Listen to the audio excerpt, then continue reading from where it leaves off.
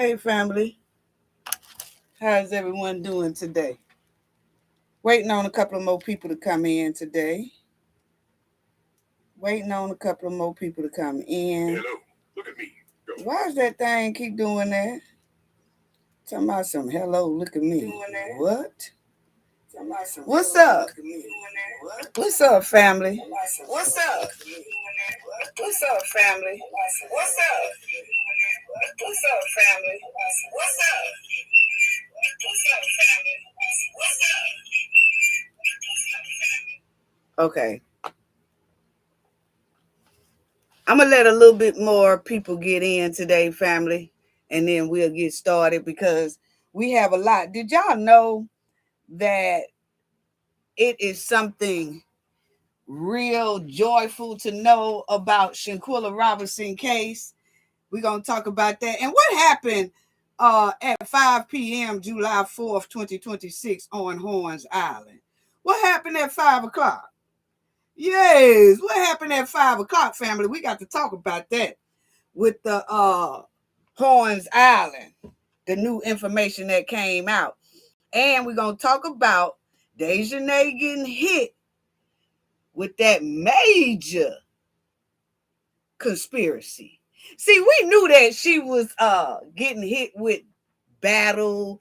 You know, she neglect Shanquella. She attacked Shanquella. We knew she was getting charged for the battery and things like that. But family, we got to talk more about that other charge that they throw down there, the Robinson family put on Dejanay, because that opens up a whole nother can of whoop. You know what I'm saying? A can of whoop. Yes, family. Salute, salute, Kendall R. Salute, salute. Salute to the family. Salute to Gabby. What's going on? She said, Grand Rising Queen. Thank you. Grand Rising to you too. Kendall R in the house. Best moderator on YouTube. I'm trying to tell y'all. Carla, what's going on? Hey, Cafe Mars in chat. Yes. We getting ready to talk about this family because I was tripping. I was tripping real hard on that one.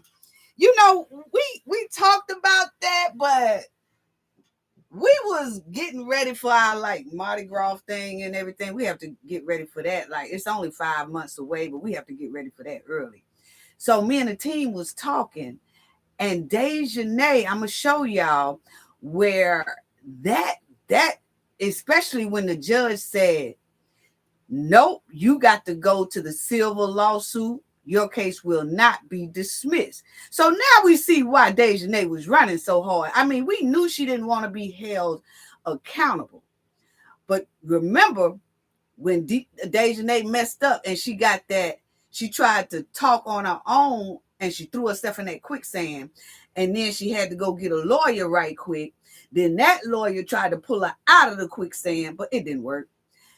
So now we see why she was trying so hard, because not only will she be held accountable financial wise, Dejanay can also be held accountable criminal wise.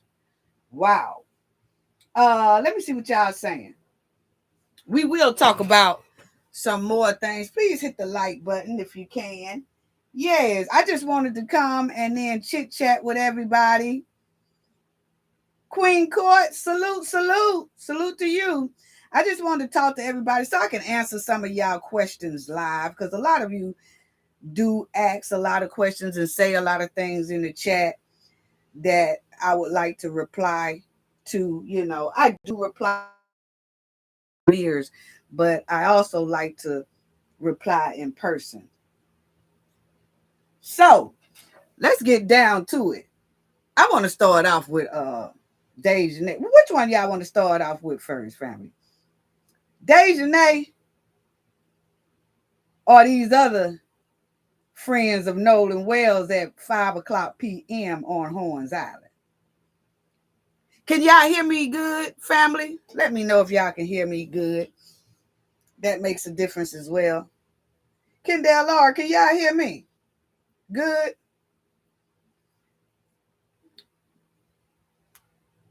Salute. I'm sending loves and hugs to you all. Sending love and hugs to. Yes. Okay, let's just get started, family. Yes, Cafe. Kendall said yes. Okay. All right. Queen Court said Cabo 6. Caller said either one. It don't matter. It don't matter. Okay, thank you. Thank you, Kendall R. Okay, well then let's go ahead on and start with Dejanay because see, family, check this out right here. Okay? Check this out right here. It says at the center of a dispute with whether Green had been properly notified of the lawsuit. Y'all remember when they went back to court and Dejanay was saying, oh, y'all didn't serve me because my name is Imani Green. My name is not Dejanay Jackson anymore, so y'all were looking for the wrong person. And so therefore, y'all statute of limitation is up because y'all didn't know how to find me, right? So Dejanay was trying to be slick, right? She was putting them on the runaround.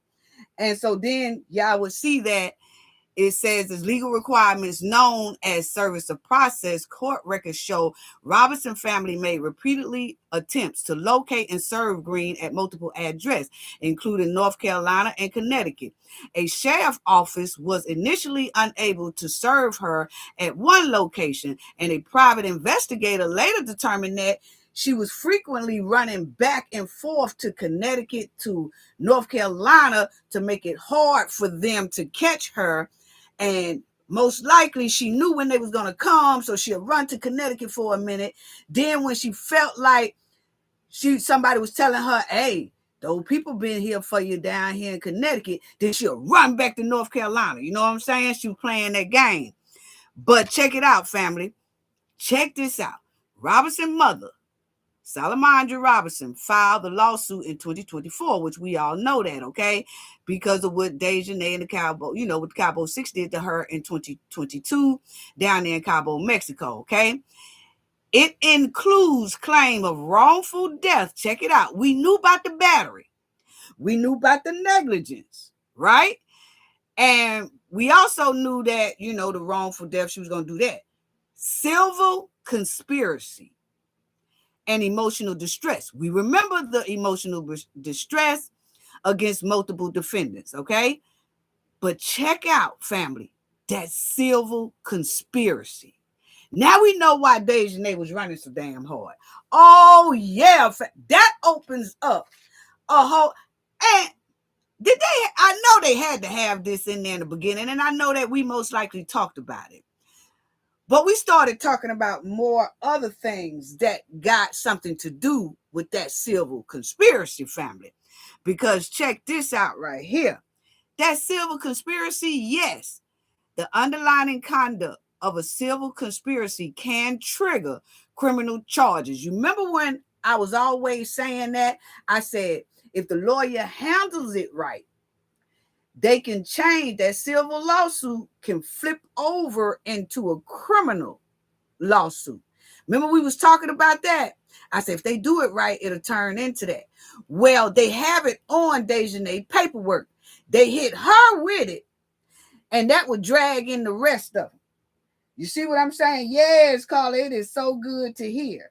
It really is. It really is. So check this out. Check this out, because I want to go over that civil conspiracy, okay? Though a civil lawsuit itself does not literally morph into a criminal case, civil and criminal conspiracy are separate legal actions handled in entirely separate court systems. Check it out. A civil suit handles disputes between private parties, seek financial compensation, which we know that already, okay? A criminal case is brought by the government to punish unlawful behavior, okay? We know that. Now check out how it will drag into it, okay? Discovery phrase. So while they in the civil lawsuit, a plaintiff attorney might uncover hard evidence of serious crimes, such as wire fraud, grand literary, racketeering, deletion. Okay. And then it says, if the evidence reveals criminal conduct, the preceding civil judge, a party to the lawsuit, or the investigating agency can refer the findings to state or federal prosecutors. Okay. Then the prosecutors can independently decide to file separate criminal conspiracy charges. This can happen while the civil suit is ongoing or after it has finished. Uh-huh. Uh-huh. Yes. Yeah. See, Dejanay is in a lot of trouble, family. Yes, she is. And she was hoping that lawsuit would get thrown away. But no, it wouldn't. Okay? So it says a civil conspiracy happens when two or more people agree to do an unlawful act or a lawful act through unlawful means that harms someone. Okay? It's an overt action is taken to carry out the plan and cause damages. The injured person can sue and sue the participants for financial compensation. So it's two or more people that agree to do something unlawful. So it shows what we've been saying the whole time, that the Cabo Six had planned to do this to Shanquella. You could tell the way it went down. Okay. And you could tell the way they fled together. They kept secrets together. They wouldn't talk. Well, Nasir did. Nasir is the one who really let it out the bag when he did his social media posts by telling everybody, hey, I didn't know she was laying there, and I was rubbing her hair, and I didn't know. I mean, why would I want to go there and get put in the middle of a deletion? So he told what was going on. He just snitched all over the place. But the point is, it does show that it was a plan. Then he said, remember Nasir said, why the F would we want to be stuck in Mexico? Why the F would I want to be stuck in Mexico? Which shows that they did plan to leave because they knew something had happened and what they had did to Shanquella. So they fled so they wouldn't be stuck in Mexico. That takes planning. That takes planning. And as you see, a civil conspiracy happened when two or more people agree to do an unlawful act or a lawful act through unlawful means. Okay? So yeah, they gonna be in a lot of trouble. And so then you'll see right here that the agreement, two or more people must agree by words or actions to pursue or share wrongful goals. That's exactly what they did when they deleted Shanquella. They cleaned up the crime. They was lying. They agreed to how they was going to tell the concierge that, hey, we just going to go to dinner. We'll be right back. But they didn't. They left. They got on a plane and they fled and they jetted. And remember, Dejanay checked out of the villa on United States soil. She called them from North Carolina and said, oh, yeah, I just want to tell y'all we gone. Y'all remember that? Yeah, uh-huh. So that conspiracy is going to eat all of them up. And you better believe that it's going to be a lot of people that sits down and watch that whole trial. Yeah, they'll watch it. They'll watch it from the prosecutor side, the government side, all of that. And then it says that overt act, at least one person in the group must do a specific act to push the plan forward. Y'all already know what that was. Dejanay was like, oh, yeah, I'm going to get her. Y'all just wait. And you remember they wouldn't let her put on nothing. She didn't have on any clothes when they did it. They snuck up on her, and that's what they did. But it takes one person to kick it off, to push the plan forward, and that's what happened. Dejanay kicked it off. They was all together. Dejanay is the one who attacked her, and the rest of them giggled, laughed, and filmed it.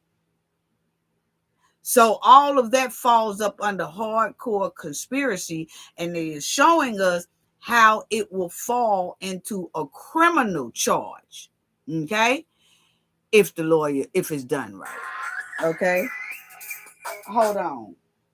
And so then you will have, my bad, family. Then you will have underlining wrong. It is not a standalone charge. There must be a separate civil wrong, like fraud, defamation, a breach of contract, that actually happens. And it was, because remember, all of their names was on that villa, even Shanquella, that list.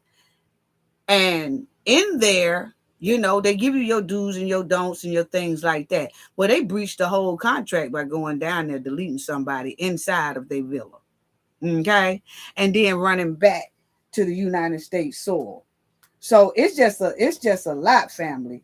I'm telling you. Beverly, shout out. How you doing? Hope you doing good. Thank you for joining us today. Good to see all of y'all. Shout out to the Knowledge family. Yeah, shout out to the Knowledge family. Then let's go over here. Okay. Every person involved in the agreement can be held responsible for the total damage, even if they did not commit the final harmful act themselves.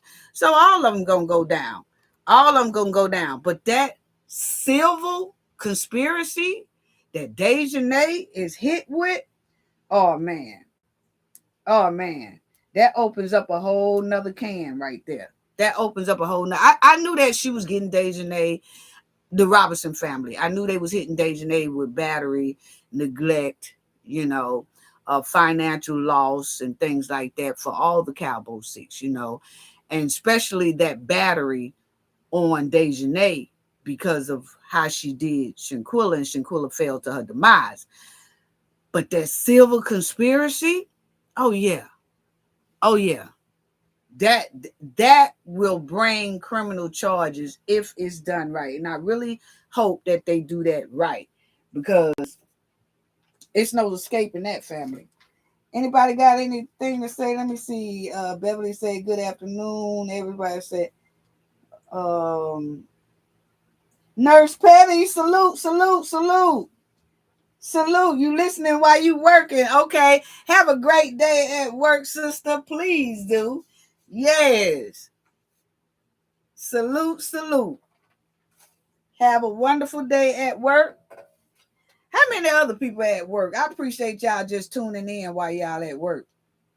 That's so sweet of y'all. So now we see why Dejanay was running so hard. She was going to run hard anyway, because I'm like this. Okay, if you know that you did it, you know what I'm saying? And you have to be held liable financially, why are you running? Unless you feel like you're going to be held responsible criminally. And most people most likely told her she can be held liable criminally. Because hell, we said that. We were saying if the lawyer does it right, if Shanquella lawyer does it right, they will be liable for criminal, behavior, and then get charged on that. It can stop and be removed out of civil and go into criminal. But just like we just saw, they could pick up that case to be criminal while the civil case is still going on, or they could wait until the civil case is over with, and then the prosecutors can overlook it and then pick it up and then charge the Cabo Six criminally. And that's what they need.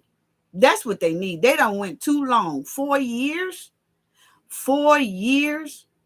and they still playing in the family face. They still playing in the judge face, because Dejanay, I'm trying to see how, family, Dejanay is bold to go in front of a judge and say, oh, their statute of limitation is over with. So drop this case. And besides, I changed my name to Imani Green so they couldn't even find me. And by the time they found me, their statute of limitations was up. So drop this. You got to be some type of evil and demonic to even ask a judge to do that. Then you got Khalil saying, hey, I'm broke. I don't have the money to be paying no high-priced lawyer to help me get out of this mess. So drop the case because I'm financially doomed. I have no money. I'm eating on bologna and crackers every day. I ain't got it. So just drop the case. Damn, Shanquilla. What? Unbelievable. Yolanda Mills, shout out. She said, hey, beautiful Cafe of Knowledge. Hello, beautiful to you as well. On the way from Philadelphia, Edwin McKinney. Okay, you drive safe. Drive safe now. You're on the way to Philadelphia. Okay, safe travels and have fun. Yes, whether it's job related or you just going to kick it with some family members and friends. But check it out. And thank you all for joining today too. That is so, I appreciate that so much, y'all. I appreciate that. And now let me go to this one right here. Because they really thought they was doing something. Nolan Wells. Family, I was like, what is going on with this 5:00 p.m. thing that they have going on with Nolan Wells? Now, y'all know that the Cajun Navy has put out a report about Nolan Wells, and they say that somebody said that they saw Nolan having a dispute with his homies or one of his friends and all that at 5 p.m. Now, at 5 p.m., they are saying that somebody was saying, give me my phone and all that. And you remember a dude tried to come in and say it was him that said that. But no, once we see what's going on, that's very questionable. Okay, because what he's saying and what they saying is totally two different stories. Because my thing is his so-called friends is the one who keep mentioning certain stuff, and they're letting like a little bit out of the bag, and then later on they'll say no. It's like their stories keep changing. But the Navy, what is they call, the United Coast Guard or whatever, they said that they put down a timeline of what they say they feel happened to Nolan, and they going off of data. Some of it is GPS data, some of it is their data, some of it is, they said, come off of social media, but they really can't vet what came off of social media. But they just United Cajun Navy. That's them. Okay? And so they put out this 22-page report. And it's referencing all the data from Mississippi Department of Marines resource, okay, with photos and social media comments. But they say they can't really vet the social media thing, but they put it in there anyway. And they said we could use that on our discretion, like see what we feel about the thing. Now, as y'all will see, who else? Anonymous. Hey, salute everyone. She said, salute everyone. Hello. Anonymous Angel. Salute. Good to see you. So as you see, it says that the Cajun Navy did release a 22-page finding report. Now, check out what they're saying, though, because it's kind of it's kind of baffling to me, but it says, although the UCN, okay, United Cajun Navy, report is not an official investigation document, okay, the Vice President Bryan said that the goal was to provide one digestible document that organized and it extrapolate all of the information it received. Okay, so it says we made sure that the disclaims that we couldn't verify details of the metadata about many of the images and some of the claims are taken from the screenshots posted on social media by people who claim to be there at that time. So he's saying, like, we gonna be able to stand by GPS and things that the Marines part picked up. Before is the screenshots and all these pictures and videos that people are sending out. We don't have the metadata to say that's truly Nolan or this is truly a true photo, a real photo. A lot of these photos are fake, okay? Only thing we be wanting to know is what is the time frame of some people saying that the last time they seen Nolan, and what is the data saying from the United Cajun Navy? What is the data saying from the Marines department, resource department? Okay, what is all that saying? And I go off that before I will a lot of these pictures and videos and stuff that look doctored. But anyway, he says that the report doesn't determine criminal or civil responsibility. The report is not meant to point fingers or draw conclusions. Mm-hmm. We are just hoping to add anything that might be relevant to the investigation as well as maintain the transparency that we are known for. So I think that they are saying since they were out there looking for Nolan, and then they have a lot of discrepancies out here about Nolan, and that how many times the story changed about Nolan, that they have spoken on some things about Nolan as well, about when they found him, who found him, and things like that. So they want to put out their own thing so that people will still believe in them, that they are a transparent group, or that they are not picking either or side. They are just going to tell us what they have, and what they don't have, they letting us know that, hey, we telling y'all about this, but we're not for sure that this is really what happened. But we are going to tell you about our data and what our data say we seen at the time we was looking for Nolan, and about the day before we had some data that pinpointed those boats.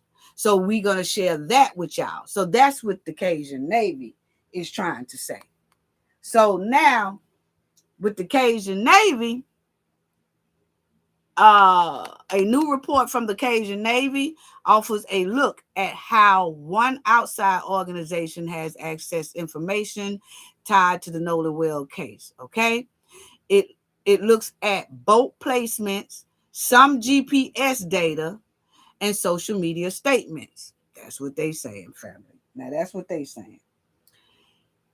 Okay, so it says the case had become a social media sensation with people poring over potential evidence and sharing theories. The investigation has been muddied by widespread misinformation and AI generated images and videos that spread as though they are real. We had already talked about that. So that's what the Cajun Navy put out as well. They said a lot of those videos, a lot of those pictures are AI generated, and it is not real. And it has muddied Nolan Wells' case. We had already said that. But it's like every picture that comes out that circles and say, this is Nolan. Hey, y'all, this is Nolan. No, Nolan always got his back turned. They always got Nolan on some shades. It's always blurry. It's always shaky and flaky. I mean, and by putting those images out, like we said, they did that to Shanquella. They had all kind of fake pictures of Shanquella laying on the floor with some paramedics over her and all that. I was like, what? No respect. No respect. Just anything to either muddy the case or get a click, view, and like. And things like that is very hurtful to Nolan. It's hurtful to his family because then it starts to muddy the case, weaken the case, and then the case just goes away because you just got too many. And most of those pictures that come out like that, family, are people who are against the victim, not with the victim. Because if they was with them, they wouldn't even doctor up photos. They wouldn't even doctor up videos. That's if they was truly on the side of getting justice for that person.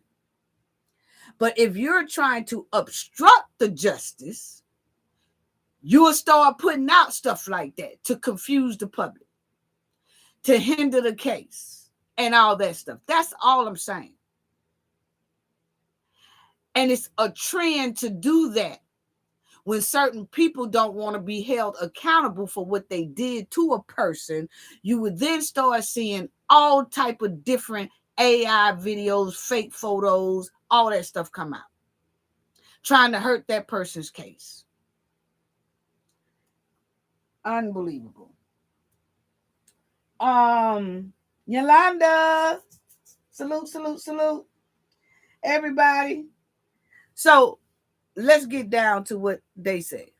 Okay, so they, as y'all see, they had a 22-page report on what they say pinpoints the boats and things like that at certain times. Okay, and it references data from the Mississippi Department of Marine Resources. Okay, and like they once again said, the photos, social media comments, most information is listed as needed additional verification. Okay, with those photos. And I'm not putting those photos, but as y'all see, family, this is what they say. They saw in their data right there in the same area of Horns Island. They seen boat 1 that's named Boat X. Okay. Then they seen boat 2 that's named Frontier Bay. Then they seen boat 3 that's named Palm Beach and Triton. Okay. All were near each other at Horns Island throughout the day. So throughout the day, Boat X, Frontier Bay, Palm Beach, and Triton was all together throughout that whole day of the 4th of July near Horns Island.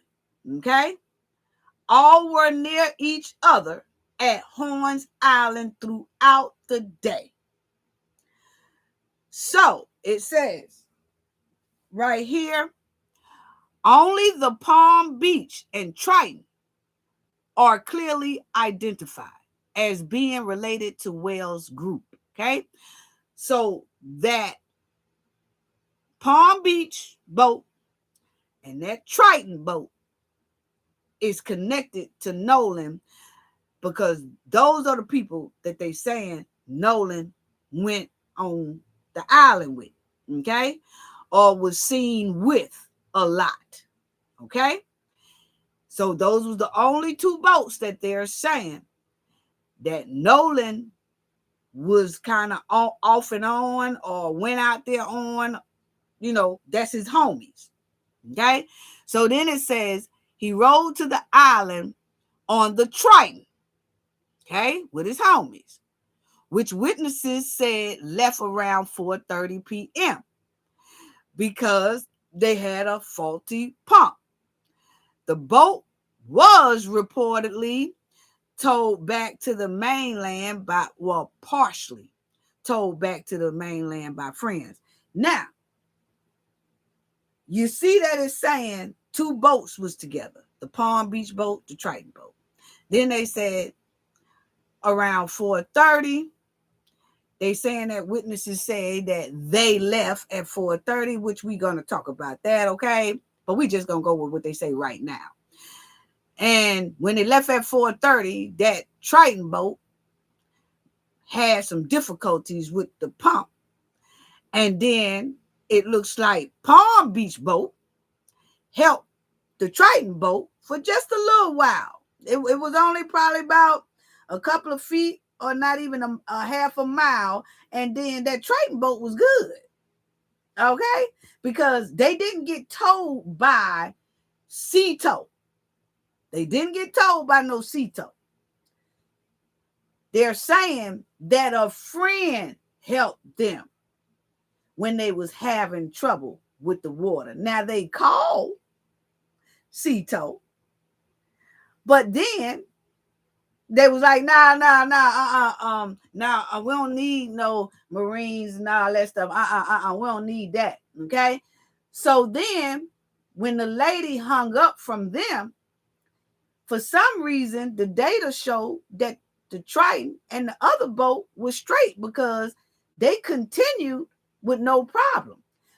And their friend's boat was all over that water, going here, there, everywhere for a long time and didn't have no problem. So maybe they did have problem at the beginning. But why did they have water problem? Why did they have water problem? Because they said that at 4:30, everybody was trying to get up out of there real fast. What happened at 4:30 where all those boats was trying to haul slag up out of Horns Island? Okay?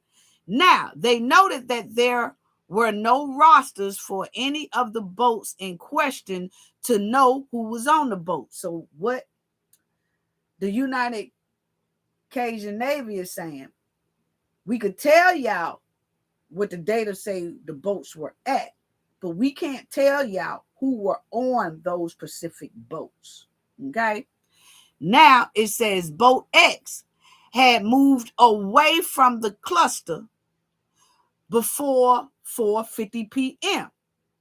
when a fight video was recorded. Now that's what they say. Okay. Thank you, Kendall Lord, for the shout out. Thank you so much for the channel shout out. So as y'all see, they say boat X moved away from the cluster at before 4:50 p.m. when a so-called fight video was recorded. Okay. When or why it left was not determined. It is unclear what relation, if any, it had to this case. Okay. So that third boat, you had boat X, Frontier boat, Palm Beach Triton.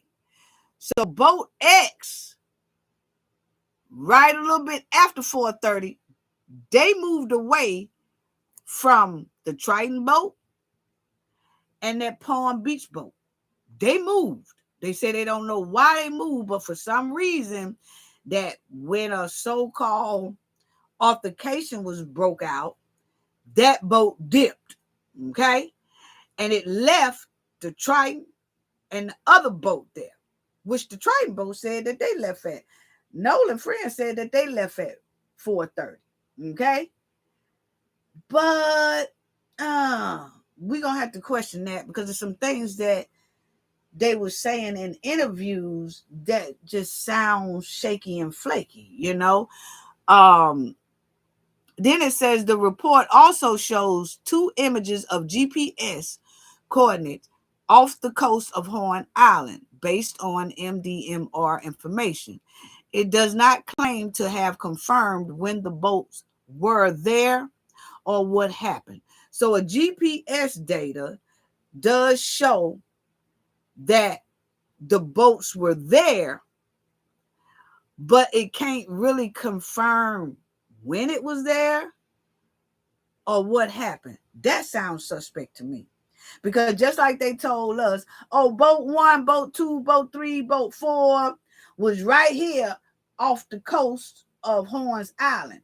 Well, if your data could say when those boats was right there, your data should be able to say when they left and when they came. Yeah. If it showed they images, is it them or is it not them? So that kind of give me a little stank up in there. The report cites 3 unverified social media statements that potentially indicate Wells' presence or lack thereof. 2 seem to be contradictory, okay? They say that a Matthew guy said he thought Wells was in a group that was also in a fight at 5 p.m. Now, this is what this here man said. He's saying he thought he saw Nolan. When he saw Nolan pictures come up, I guess the next day, he said that looked like the dude who was in the confrontation with in this fight thing that was going on around about 5 o'clock. Okay. Then you had another girl, Melissa, say that was a different person in her party on a different boat entirely.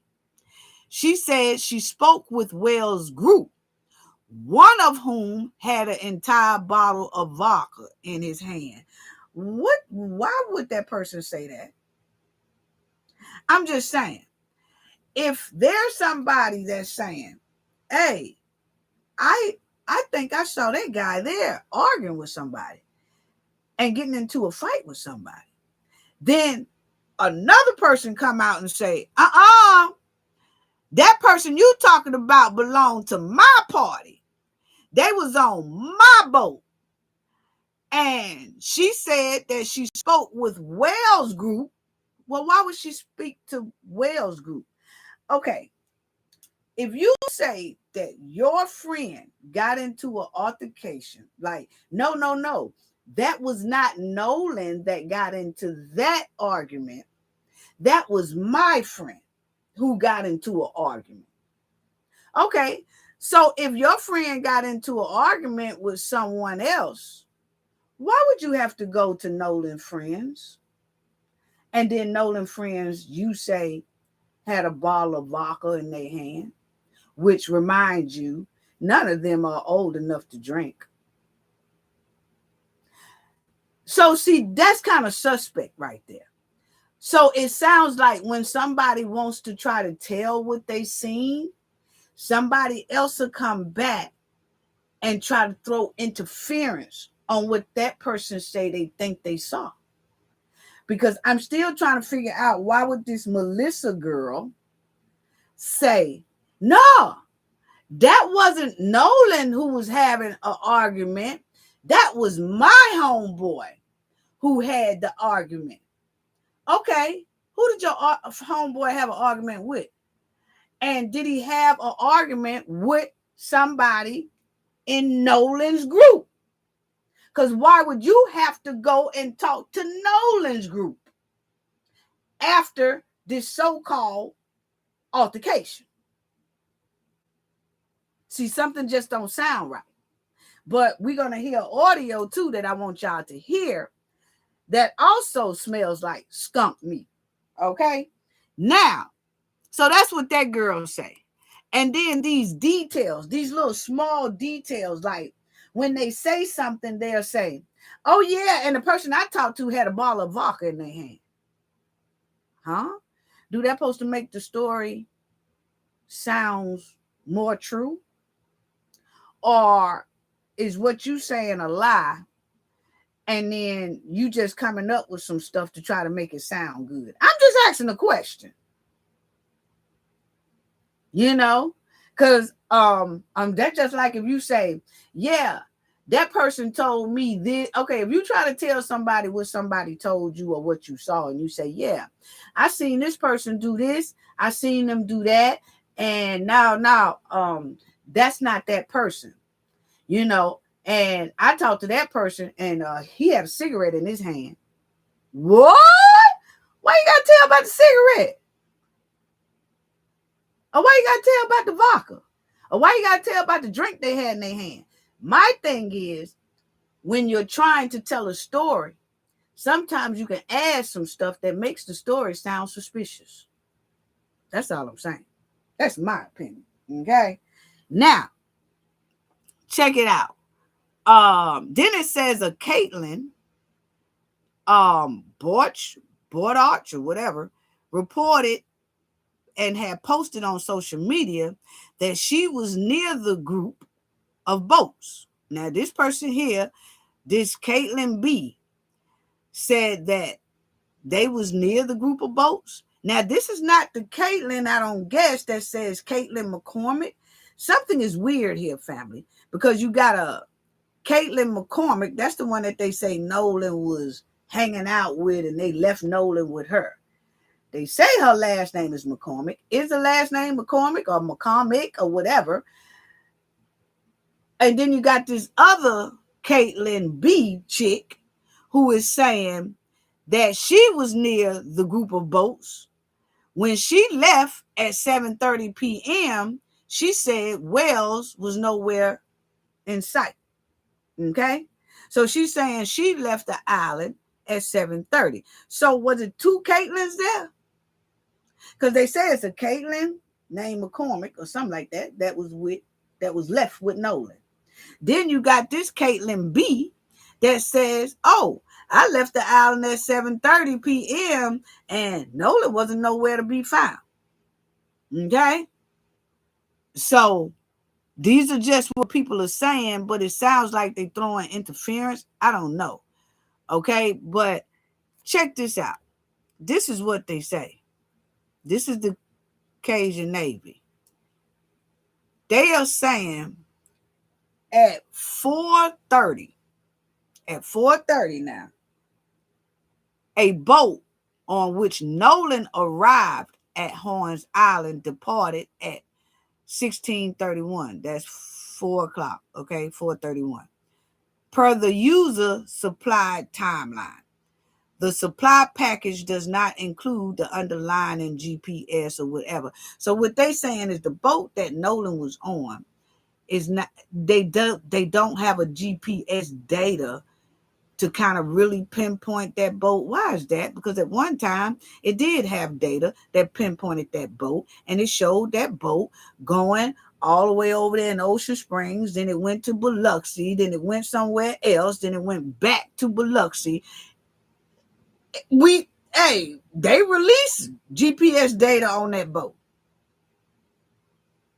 Okay? But on here it says it does not include the underlying GPS engine. AIS recorded provided this time. Okay, but we already know because somebody provided it before. Then you see at 5 p.m. that Matthew guy states that the passenger was pretty certain that a person was part of a group that was almost fighting around 5 p.m. He said that Bertram and Blue Top left shortly after and fast. So what this person described the boat that took out real fast after the so-called altercation happened. Now this is what the Matthew say. And my thing is, was it Nolan Friend's boat that they took off so fast and it started taking on a little water, and then they had to get that little water out of there, and then they were straight after that? I'm just asking a question.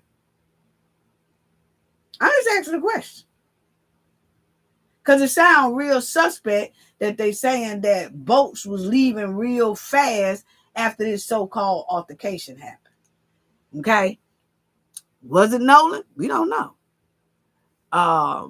But it says here, then that's when the Melissa girl was saying, no, the person that left that was in that altercation was a part of her group. Now, my thing is, if y'all see, the last time people are saying that they really saw Nolan was around that 4:30 time.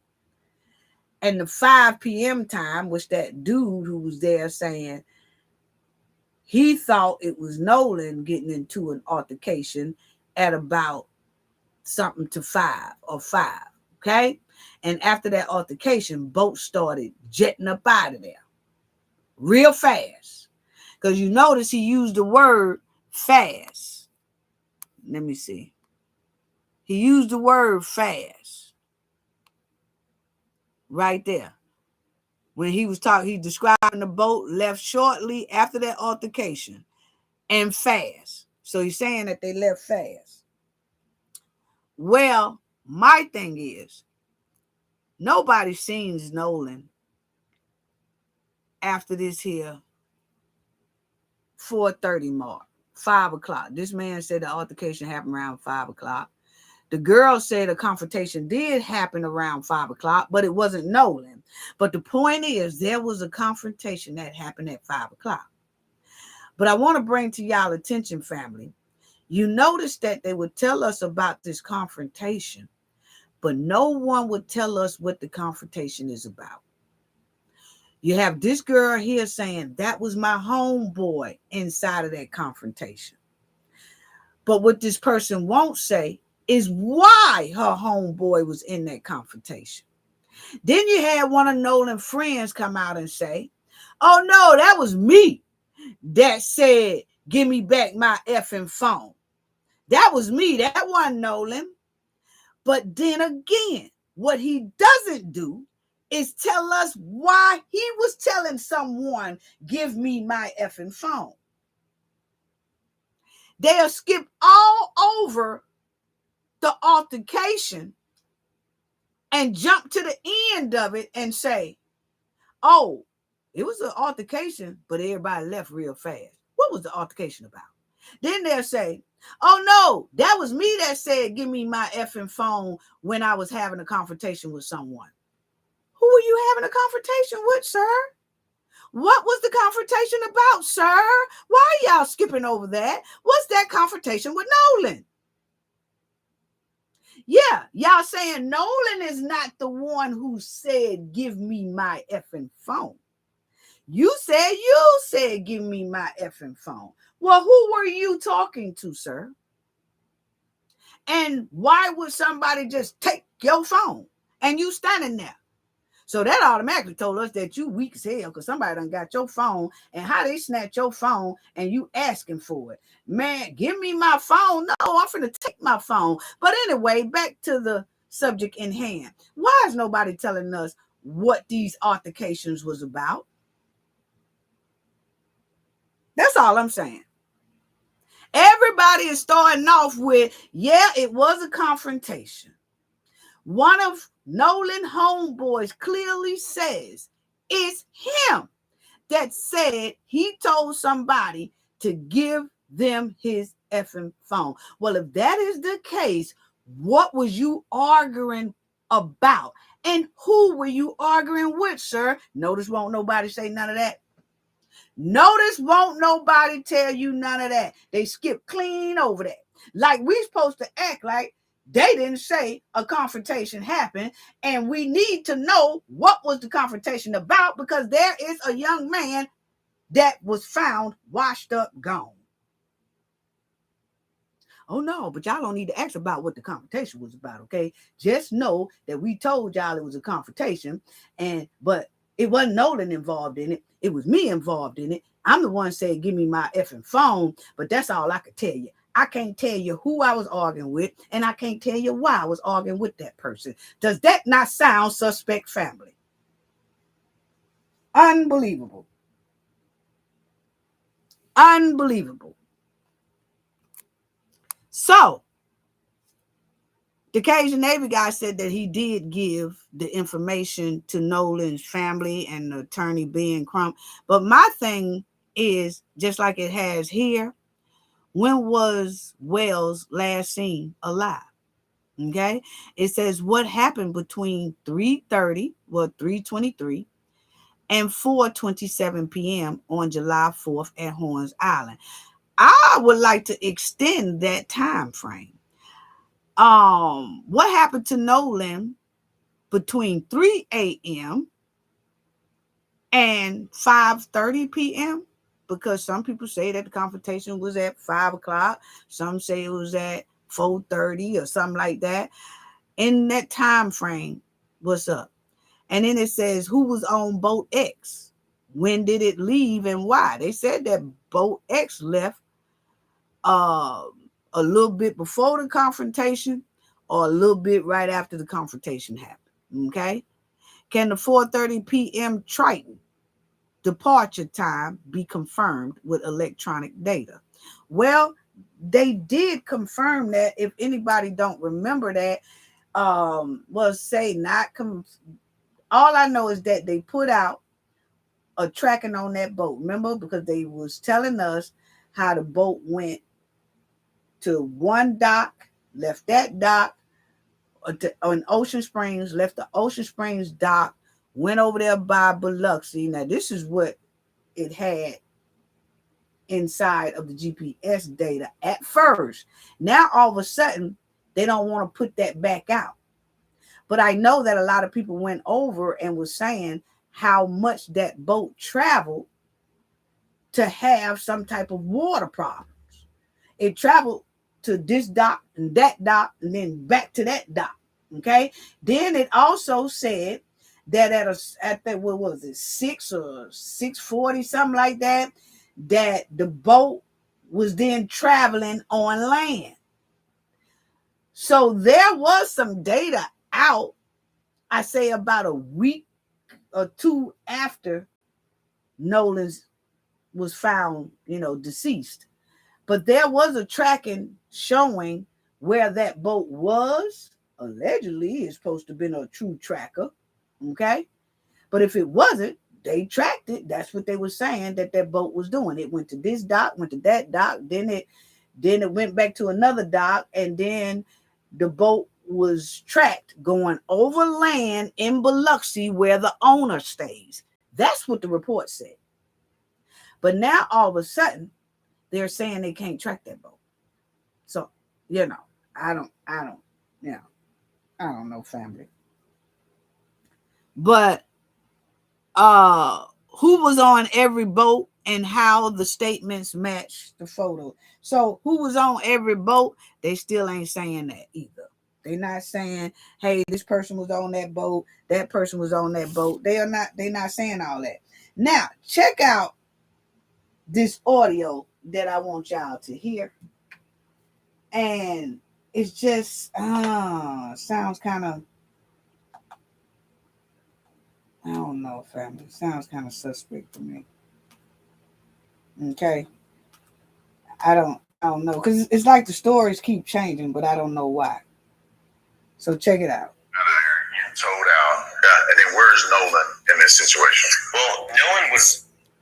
Well, last time I saw Nolan was 3 o'clock. Last time he saw Nolan was 3 o'clock.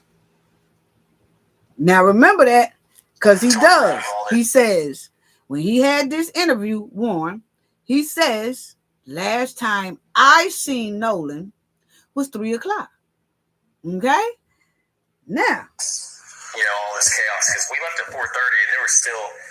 We left at 4:30. We left at 4:30. 4:30 and there was still. We left at 4:30. We left at 4:30. This guy just said that the last time he saw Nolan was 3 o'clock. Very specific time. Now, how did he know it was 3 o'clock? Brandon Tatum didn't ask him that. So, in this situation. Let me say this. He said that, last time he saw Nolan was 3 o'clock. And so then he says, we left about 4:30. Okay? So that means he's saying it's been an hour and a half since he saw Nolan. Like, he didn't see Nolan no more after 3 o'clock. Then at 4:30, he left. So that means he didn't see like he said, the last time I seen Nolan was at 3 o'clock. I left at 4:30 though. Okay? But the last time I seen Nolan was at 3 o'clock.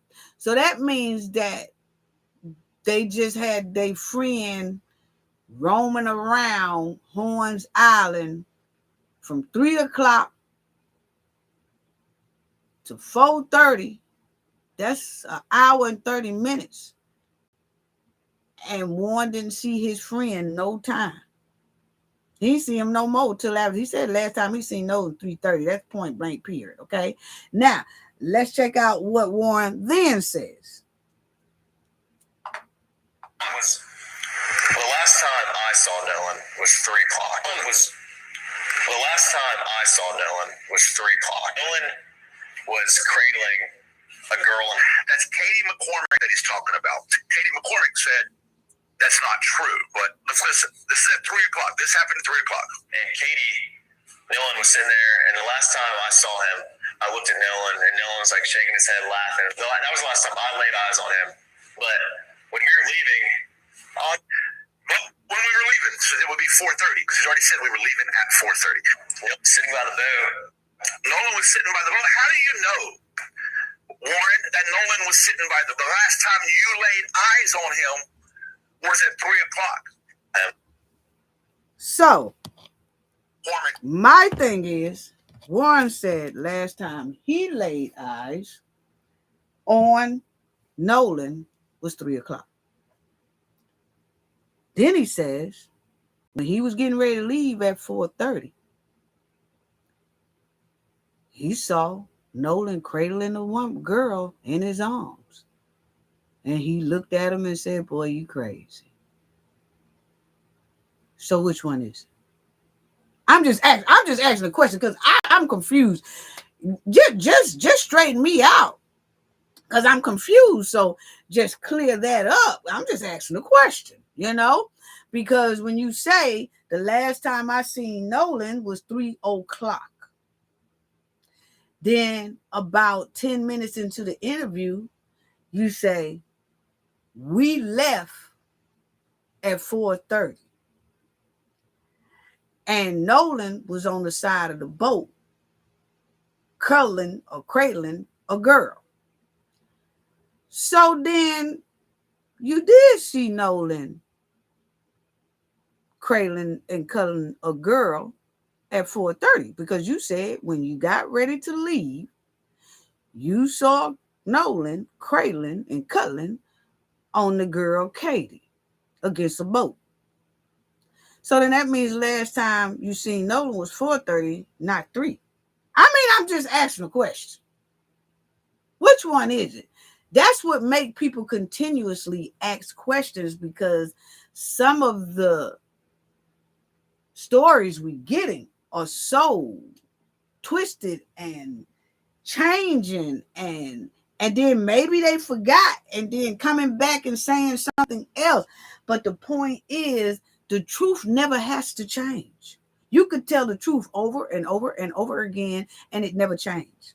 But when you lie, that story gonna change about 4 or 5 different times. And then when somebody says something about your story changing, then you're gonna try to say, this is what I meant to say. Then when you clear that up, something else might come out that contradicts the other 3 stories that you told. Then when somebody bring that up, you're going to say, that ain't what I meant either. This is what I meant right here. The story has to constantly change. But when you're telling the truth, it don't have to change. You can flow with that story 50 years from now. It'll sound the same way. That's all I'm saying. So just help me out, because I'm kind of confused. That's all I'm saying. I'm confused. So check out what else he says. That he's talking about. Katie McCormick said that's not true, but let's listen. This is at 3 o'clock. This happened at 3 o'clock. Check it out. Nolan was sitting there, and the last time I saw him, I looked at Nolan, and Nolan was like shaking his head, laughing. That was the last time I laid eyes on him. But when we were leaving, so it would be 4:30, because he's already said we were leaving at 4:30. Nolan was sitting by the boat. How do you know, Warren, that Nolan was sitting by the boat? The last time you laid eyes on him was at 3 o'clock. You know what, Kendall? How do you know? That's a great question. That's a great question, Kendall. You said, I wonder why he said to Nolan, you're crazy. Because he was, with the girl. Why would Warren tell Nolan he crazy? It's because Nolan was cradling the girl and he like, boy, you crazy or whatever. Everybody keeps saying that their last words to Nolan was like, boy, you crazy. Then I'm gonna let y'all listen to one other guy that had an interview, said his last words to Nolan was, I love you. Everybody have these certain words that we don't normally say to people if we know we're gonna see them again. You know what I'm saying? Like homies. You know what I'm saying? I don't know. It just sounds real weird. We just asking questions. That's all we doing, Kendall R. We just asking questions. You got that right. So check this out. Because all I said, we just asking questions. All you have to do is kind of straighten it out.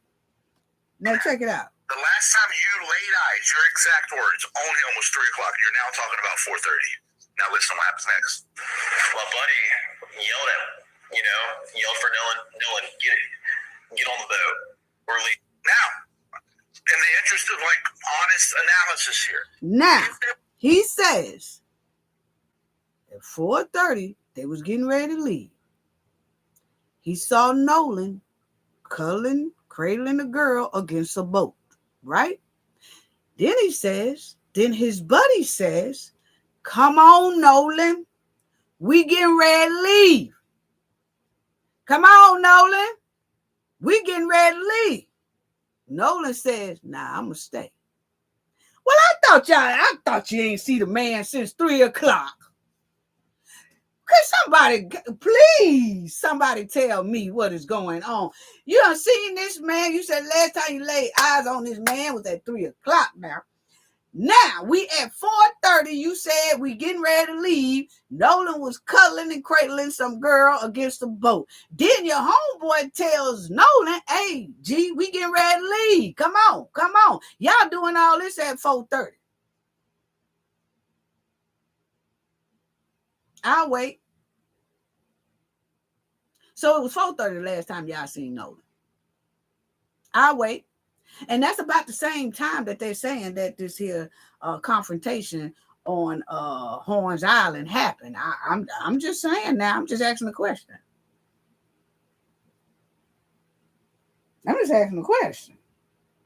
Bad Bunny, what's going on?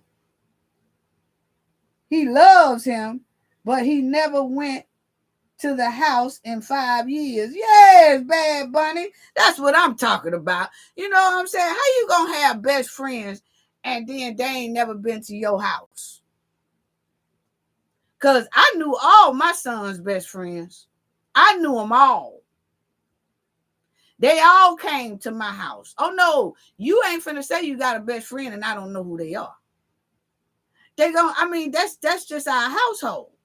You got that best friend coming to the house, man. They going damn near in the refrigerator at your house like it's their house. And you doing the same thing with their house. And then when the best friend come in, they say, hey, mama, how you doing? I say, hey, how you doing?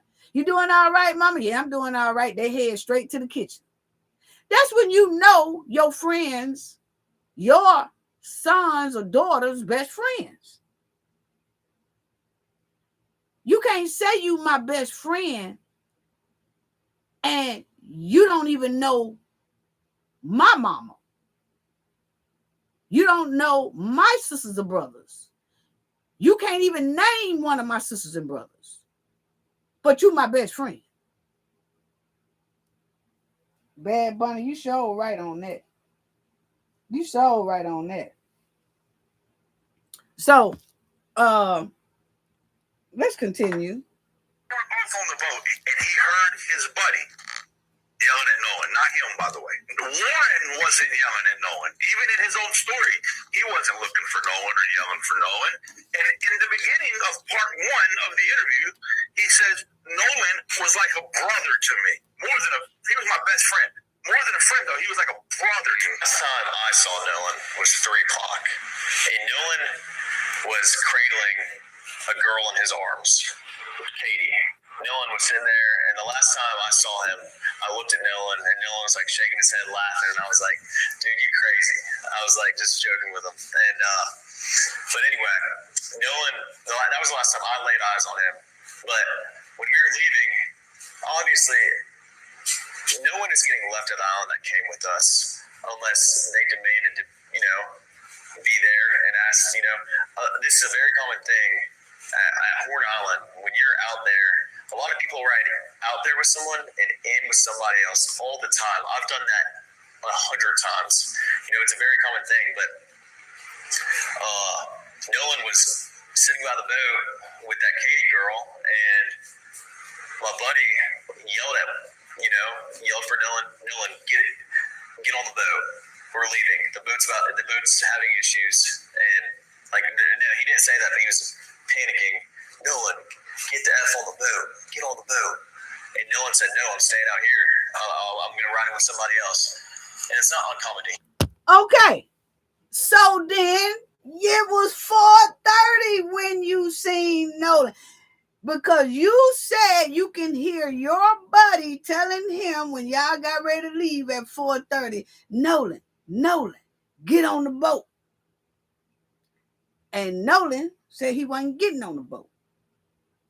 So why did you say it was 3:00 the last time you seen Nolan when at 4:30 you was on the boat with a homeboy, and the homeboy was telling Nolan to come on and get on the boat, and you said Nolan was cradling and cradling a girl named Katie or Caitlin against the boat?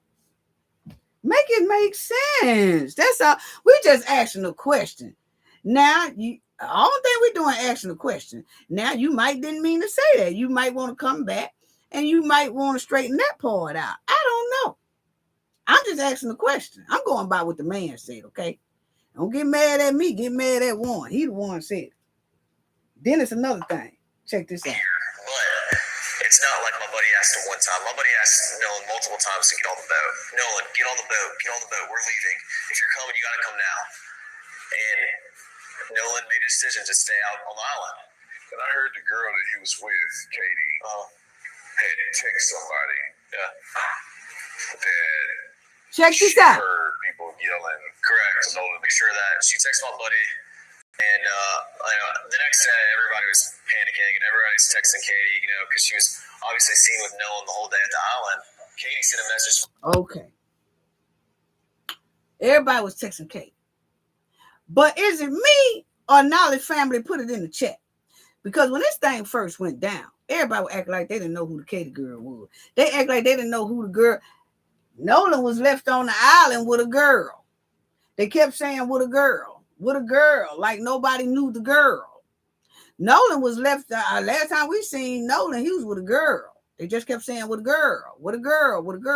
Well, I guess Katie then started feeling some type of way because she was feeling that they was talking about her. She the one that came out and was like, Nolan he didn't stay with me. So then everybody knew that the girl name was Katie.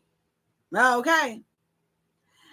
And so my thing is, everybody act like they didn't know who Nolan was with. As if Nolan had just met this girl. Nobody know who this girl is. But all of a sudden, when Nolan is missing, and everybody is back to the house partying and carrying on, then all of a sudden, everybody know how to text Katie, huh? Katie know how to text them, huh? I thought didn't nobody know who Katie was at first. If you go back and check out when this story first happened, everybody was saying Nolan was left with a girl. Maybe they didn't want to mention her name. But at the same time, they was putting it as if this girl here is who he met on the island, and he like, I like this chick. I like this baby cake. I'm going to stay here. Okay? But then all of a sudden, this here baby cake know everybody number. And everybody know baby cake number. Because she texting. And they texting. After Horns Island. Okay.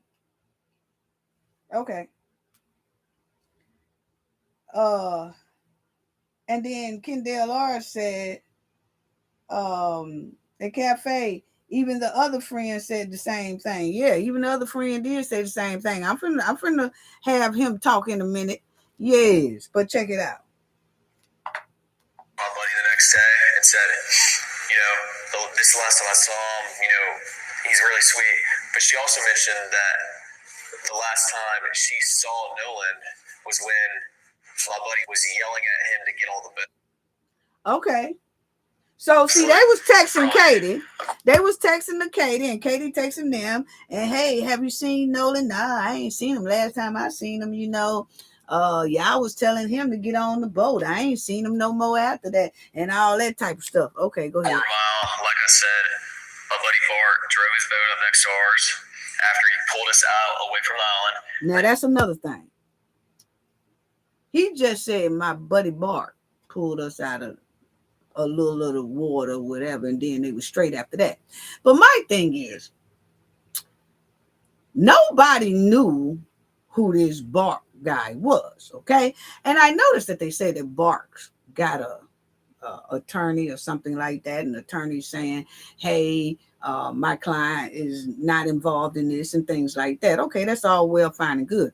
But my point is, why get mad at the public talking about Bart when Bart homeboy Warren brought him up? Didn't nobody know about no Bart? Didn't nobody, only people that everybody was talking about was the three friends that Nolan went on that Horns Island with, and he never returned. Those was the only people. So instead of getting mad at your homie who let the cat out the bag about a Bart was there, because see, Bart was saying at first that he wasn't even in Mississippi, or he wasn't even nowhere near Horn Island. It was one of the two. He wasn't nowhere near there. That's what they say at first, okay? Then all of a sudden, it's Warren who said, my buddy Bart, he pulled us up out of that, he pulled us out of that little danger for a little couple of minutes, and like that. Okay, so then Bart was there. We didn't say he was there. His homeboy say he was there. Then when you listen to the CTO call and they enhanced the audio, people were saying that it does sound like, damn it, Bark. Okay? It sounds like that. So the CTO call come out and it says, damn it, Bart. Then Warren says, my homeboy Bart, he pulled us out or whatever. Okay, so then why get mad at the public for mentioning Bart's name when it's the homeboy who mentioning Bart's name? See, Nolan went out with these three guys, his three friends. So when one of those three friends start adding names like Katie, Bark, then people have no choice but to ask, oh, who is Katie? Oh, who is Bark? We thought it was just y'all three with Nolan. So it was some more people, huh? But don't get mad at the public because the homies let the cat out the bag. That's all I'm saying. Don't get mad at the public because the homies let everything out. That crazy.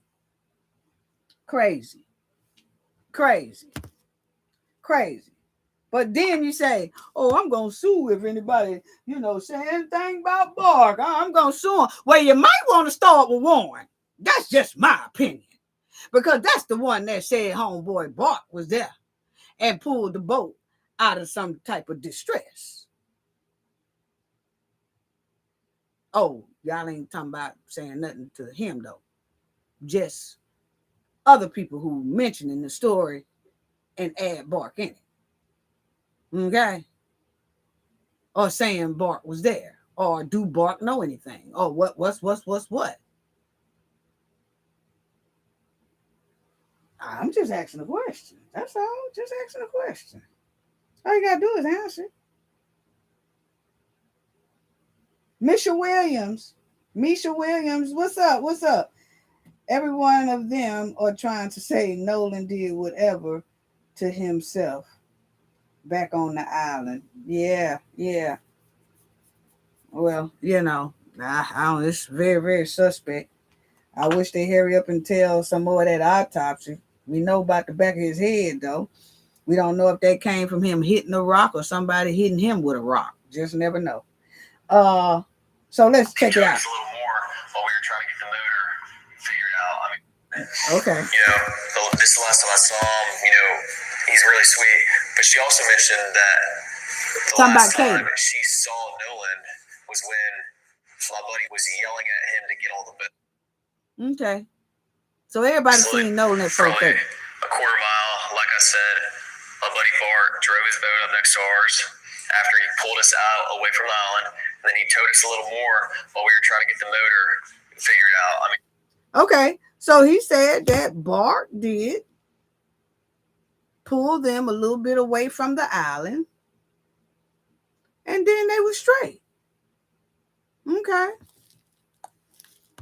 Because there was a perceived fight. This is the thing that gets me, and I want to keep clarify this. When I saw the video that they put out on the internet claiming that Nolan was saying, "Give me my effing phone back," the coach came out, Nolan's coach came out and said immediately he knew it wasn't Nolan's voice. And obviously it wasn't Nolan's voice because you were the one that was me yelling, in there yelling, and you got into an altercation with somebody. What happened after that? Like, put me in your place where the fight is over, whatever happened. Nolan is somewhere. See how they want to skip up over that?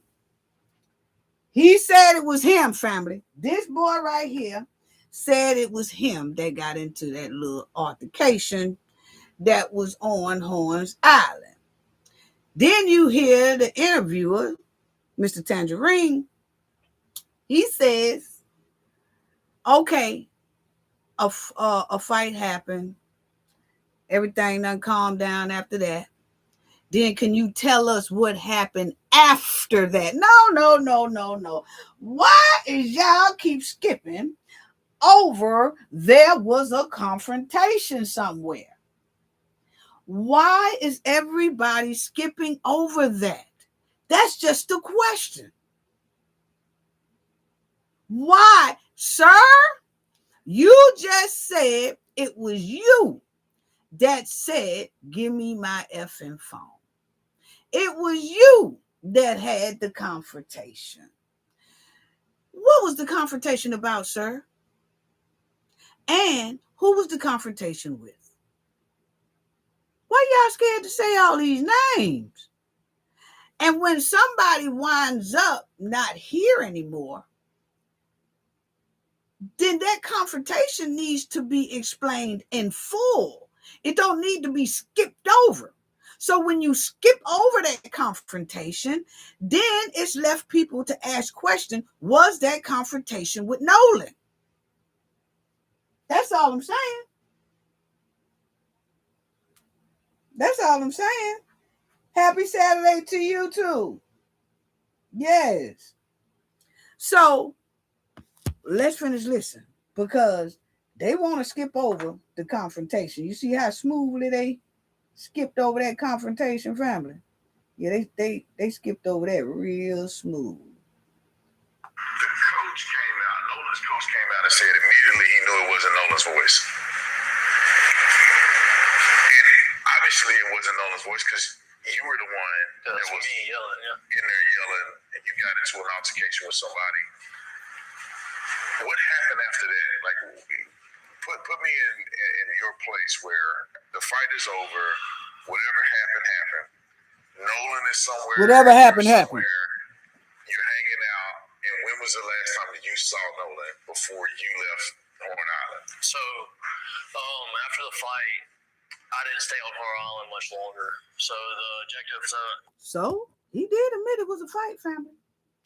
He did admit it was a fight. He just say after the fight. Sir, would you bag up and tell us what happened? Would you bag up and tell us what started that so-called altercation. Can you tell us who you had it with? Why is that so hard? It's just a question. Go ahead. I was really upset. So you hear me yelling, my uncle had told me to get on the boat and wouldn't let me back off the boat. Obviously, I was really mad and I wanted to fight, wanted to get off, but what wasn't smart, man. And so I was on the boat, I'm yelling, and shortly after that, I left the island. I left probably 30 to 45 minutes after I got into a fight. We started to pack up and left because I was so upset. Okay, so he said that he left, shortly after the fight. He said he wanted to get back off the boat. He said he wanted to get down and dirty off the boat. Yeah, he wanted to do all that. Yeah, he wanted to get back off the boat and get back to fighting or get back to the confrontation or whatever it was. Okay, he wanted to get back off the boat and get back into it, but they wouldn't let him off the boat. Okay, but after that, he was real mad. That's what he said. Okay, and then he said his folks wouldn't let him off the boat, and he went on and he left. Once again, who was you having this with? Okay, don't nobody want to say? I ain't heard a person yet, family. I ain't heard a person yet say, I'm the one that he got into it with. Have y'all? I haven't heard a person yet say, I'm the one who was arguing with this person. I'm the one who had the altercation with this person. I haven't. Who is the mysterious other person who has right today never came out and said it was me who had that confrontation with him? Why is that? Think about it, family. Why is it this guy right here on the screen, he had a heated altercation with somebody. He was ready to get back off the boat, but his folks wouldn't let him get back off the boat to finish having this altercation with somebody. But guess what, family? We haven't heard somebody yet say, it was me who had that altercation with him. It was me who he was trying to get at. It was me who had his phone. It was me that he was talking to when he said, give me my effing phone. That was me, y'all. Why we hadn't heard nobody say that? I'm just asking a question. I'm just asking a question, okay? Because I find it quite strange that somebody's sitting up arguing with their damn self, okay? I feel it's quite strange that all of this is happening and it's nobody to say, yep, it was me that had this with him. Yeah. Where's that person at? Where's that person at? Who had the confrontation with this here boy with his hat on backwards and them dirty pants? I don't know if them pants was made like that or not. I'm just saying they didn't. I do know they had a rust-colored pants or whatever, but this was a different kind of rust. But anyway, family, how come we haven't heard nobody say that they was in this here big altercation with this here guy? Why is that person so quiet? I'm just asking a question.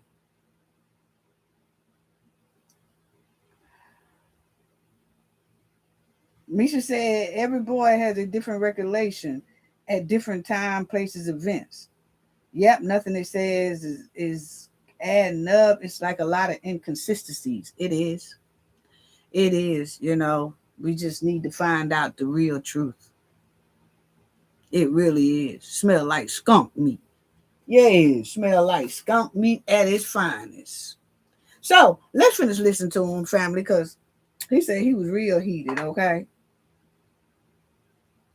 Yeah, he said he was real heated. Javon mentions that they were ready to get me back to land because I wasn't man. And so I was on the boat, I'm yelling, and shortly after that, I left the island. I left probably 30 to 45 minutes after I got into a fight. We started to pack up and left because I was so upset. As Javon mentions that they were ready to get me back to land because I wasn't really mad. I was genuinely really mad. But the last time I saw Nolan, I was walking to the boat. This was before the fight. It's me and my old lady. We had just got out of a group of people. Nolan was walking towards the Wyatt's boat. I was walking in the opposite direction towards my boat. And I dabbed Nolan up. I made a slick comment about something, actually about the girl that he was with. I made a slick comment to him. I was joking around, and I kept going. Okay. You made a slick comment to Nolan. You said you made a slick comment to Nolan. This is before the altercation. You said you made a slick comment to Nolan about the chick he was with. Did that spark up something? I'm just asking a question. Because we can't ask the mysterious person that he got into it with. So we just have to ask him, because there's an invisible person right now that we don't know who the confrontation was with. But what we do know is he just said, the last time I saw Nolan, I dapped him up. I made a slick comment about the girl he was with. So that slick comment, did that slick comment spark up something between you and Nolan? Because right after that, y'all just jumped to an altercation happen. Was that Nolan that really said, give me my effing phone during a confrontation? But then you said it was you? I'm just asking a question because you were right there with Nolan and you're saying that was you that said it, but was it Nolan who said it? I really hope that they get some type of voice specialist, or if the mom can really hear and tell if that's her son Nolan's voice or not. But my thing is, he says after this slick comment, they jumped to the altercation. But he said when he made that slick comment, it was before the altercation. So I'm just asking, did that slick comment spark an altercation? I don't know. I'm just asking a question. Because I have known that a dude make a slick comment about a chick while another dude is with that chick. And a dude be like, damn, man, you got you a community chick. And then that dude will be like, man, don't be dissing the girl right here in her face, man. You couldn't wait until we got somewhere alone and said that. Why you say that in her face like that? Then she's saying, I ain't know such and such. I ain't know such and such. Now the dude she with got to say something. Then the dude who called her that is going back and forth at it with the dude. Because some dudes don't like for you to disrespect the chick that you with. But, well, who they with? Okay? And they'll say something. And then that person will say something. And then we already seen in the article that some chick said she went over and talked to Nolan friends and they had a bottle of liquor. A bottle of vodka. Did a baller go upside Nolan's head? I'm just asking a question because they the one that Ben Crump is the one that talking about he's seen some red discoloration and all that stuff back behind his head. I'm just asking a question. Mm-hmm. Yeah. But it's sound real suspect here. And not even 10 minutes after that is when I got into a fight. So see? Now, I'm not saying that he got into it with Nolan. No. What I'm saying is we don't know who he got into it with because the boy won't tell it. Okay? But what we can say is he made a slick remark to Nolan. This is what he said. That ain't what I said. He said he made a slick remark to Nolan about the chick Nolan was with. And he said about 10 minutes after that, he got into a fight. Who was the fight with, sir? That's all we asked. We started to pack up before you left. Now, I ain't gonna interrupt you. Listen to what he said. I didn't stay on Coral Island much longer. So the objective, I was really upset. So you hear me yelling, my uncle had told me to get on the boat and wouldn't let me back off the boat. Obviously, I was really mad and I wanted to fight, wanted to get off. What wasn't smart, man. And so I was on the boat, I'm yelling, and shortly after that, I left the island. I left probably 30 to 45 minutes after I got to a fight. We started to pack up and left because I was so upset. As Javon mentions, that they were ready to get me back to land because I wasn't really mad. I was genuinely really mad. But the last time I saw Nolan, I was walking to the boat. This was before the fight. It's me and my old lady. We had just got out of a group of people. Nolan was walking towards the Wyatt's boat. I was walking in the opposite direction towards my boat. And I dabbed Nolan up. I made a slick comment about something, actually about the girl that he was with. I made a slick comment to him. I was joking around, and I kept going. And not even 10 minutes after that is when I got into a fight. The last thing I told Nolan was, all right, buddy, I love you. See you later. And I'm glad I said it. I had been under the influence a little bit, and that's probably why I did say it at the time. Now, he said he told Nolan, I love you. And he was a little under the influence at the time, so that's probably why he said it. So you only said, I love you, man, because you was under the influence? Because if you wasn't under the influence, you don't think you would have probably said you loved him? I'm just asking a question. All you gotta do is answer. I'm just asking questions. That's all. But I know Warren started. I got my first phone call from Warren at about 9:20. I didn't answer it. I was asleep. I'd been on the boat all day. I didn't answer it. I was asleep. I'd been on the boat all day. I didn't feel like going to party anymore. I went to bed. So now remember, he said he got his first phone call from Warren at about 9:30. Okay, just remember 9 o'clock. He said he received his first phone call from Warren. Check it out. I got my first phone call about 9:20. And I didn't wake up again until a little after 11 o'clock. And that was to my brother coming in the room being like, hey, Warren's trying to get a hold of you. You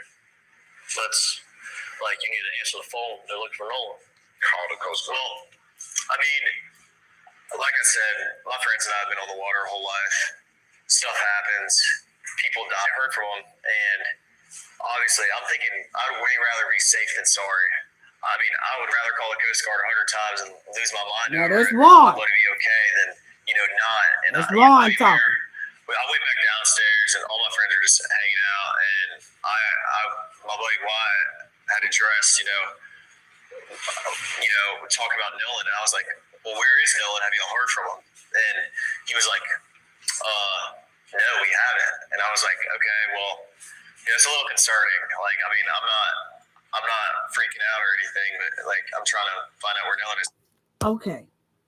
He said that, they all back at this house and they partying and carrying on. And he said he come downstairs and he said some of his buddies was having a conversation about Nolan. And then he said, come and think of it, where is Nolan? And they was like, I don't know. Okay. This was at 9 o'clock. He said he came downstairs. So my thing is, if the altercation happened at 5 and wasn't nothing going on, then they had a little boat trouble. Everybody got back home. Then about, I say 6:30 or 7, they know that Nolan's left with a girl, right? Okay, he left with a girl. It's still the 4th of July. Okay, he left with a girl. Everybody at their house chilling with the group of them. And then at 9 o'clock, which they all probably approached that house, around about 7? Probably 7:30. They all got to that house. Because I remember one of the reports saying that the boat was tracked going over land at about 6 something. So then I say about 7, everybody met up at the house and everybody talking or whatever. And then 2 hours later, 2 hours, somebody mentions Nolan at this little gathering. And then Warren said, by the way, have anybody heard from Nolan? Okay. How's anybody going to hear from Nolan when Nolan ain't got no damn phone? I'll wait. How is anybody going to hear from Nolan when Nolan ain't got no phone? That's all. I'm just asking a question.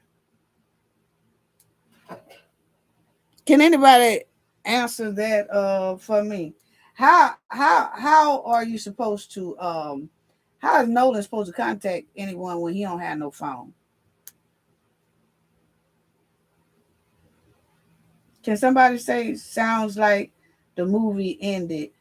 What's up, Medra? What's up? What's going on? Yeah, that's all I'm saying. But anyway, I'm still saying that if me and my homies left my homegirl on an island, which we would never do that, I'm just saying, if we left my homegirl on an island and then we gets back on the mainland about 6 o'clock, and then we all get to one of the homegirls' houses at 7 o'clock, and we know that our homegirl is with a dude or whatever, and then we chilling for about 2 hours, and all of a sudden we get worried. Why would we get worried within just 2 hours of us being home? Why would we get worried? Because we are the one who left her ass on the island because she so-called said she wanted to stay there with a homeboy or with another dude that we all obviously know, because remember why they say old girl was texting them. So why would we be so alarmed 2 hours later? I'm just asking a question. Okay, proceed. But don't forget that old boy right here said he got a phone call at 9 o'clock. He got a phone call. And I was like, hey, and also a couple other buddies that I had at the island. I was like, hey, have y'all seen Nolan? Did he ride in with y'all? And all boys were like, no. Well, I texted Javon, and I was like, hey, can you send me Miss Christine's number? Because I hadn't heard from Nolan. And if she hasn't heard from Nolan, then I'm calling the Coast Guard. And so eventually, Javon sends me her number. Who's her?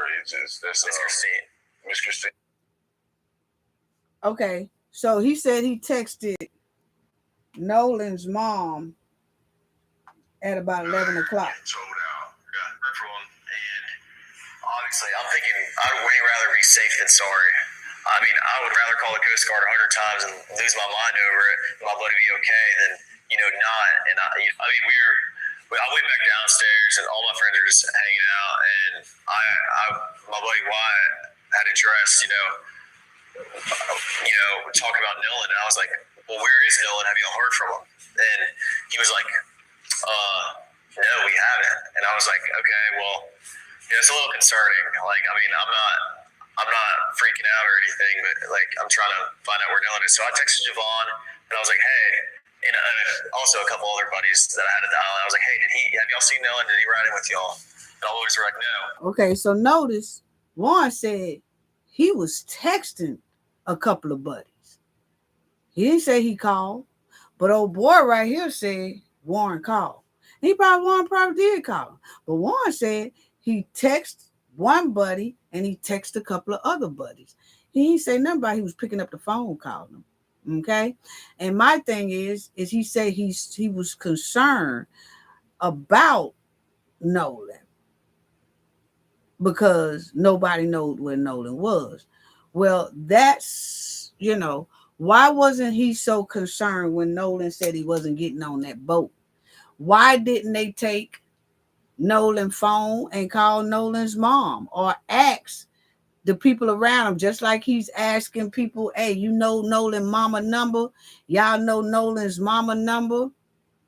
And how you don't know Nolan's mama number when he your best friend? just saying. But anyway, because all my son's best friends had my number, you know. But my thing is, why didn't, if he was so concerned about Nolan being out there on Horns Island, why didn't they say, nah, we not gonna let you stay here. We finna call your mama and tell her, hey, look here, he want to stay out here, but he came in with us and he's supposed to come out with us. But he said he don't want to come out, and we just letting you know that he's staying on the island with no ride, none of that. And if a mama say, oh, well, he grown, he could do what he want to do, or let me speak to Nolan. Why didn't they do that? I'm just asking. Now, exactly, no phone. Exactly, Mildred. I mean, not Mildred, Mildred. Yes, exactly. Misha said they should have done a forensics. Yeah, they should have done a lot of things. Mildred, she said, if y'all left him to be with a girl, why would you call the Coast Guard? That's true. That's true.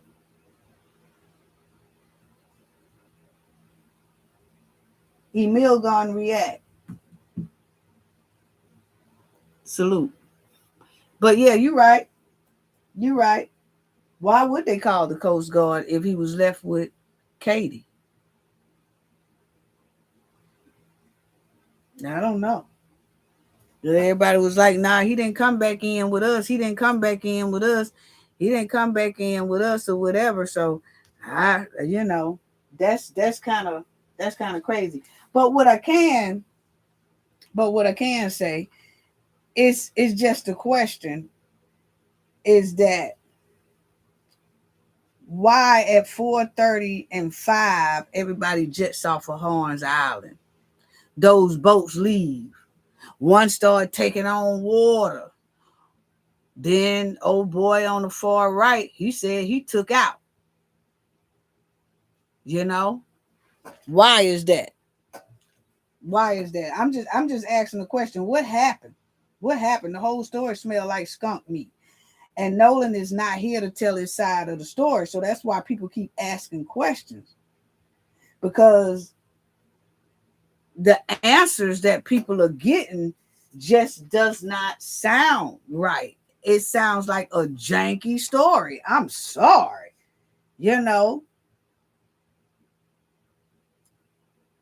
So why, my thing is, why do these boys need 2 lawyers? Warren lawyered up from jump. Okay. So I'm trying to, he lawyered up from jump. And now they got the go or go whatever up. And now they got another lawyer. Okay. Now, Nolan's so-called friends, Warren, Jack, Morgan, they have hired another lawyer for them. Yeah. And they said it was some lawyer that did some things with Trump for Trump and all that stuff. But I'm just saying, why do everybody need 2 lawyers now? I'm just asking the question. Because it don't matter how much somebody say I did something or didn't do something or something like that. Okay. And I see they done lawyered up and they might be, I was with that person or whatever like that. Okay. Then they lawyer up. But now all of a sudden they add another lawyer. So you got 2 lawyers now. Okay. Last time we checked, Nolan mom them, they got 1 civil lawyer. Being Crump, they got 1 lawyer. Now these guys got basically 2 lawyers. One got 2 lawyers, we know, because at the very beginning, Warren lawyered up. And then there's a second lawyer that joined in for 2 more of them and Warren.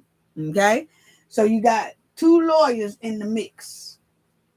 And my thing is, everybody keeps saying, oh, they in there for defamation.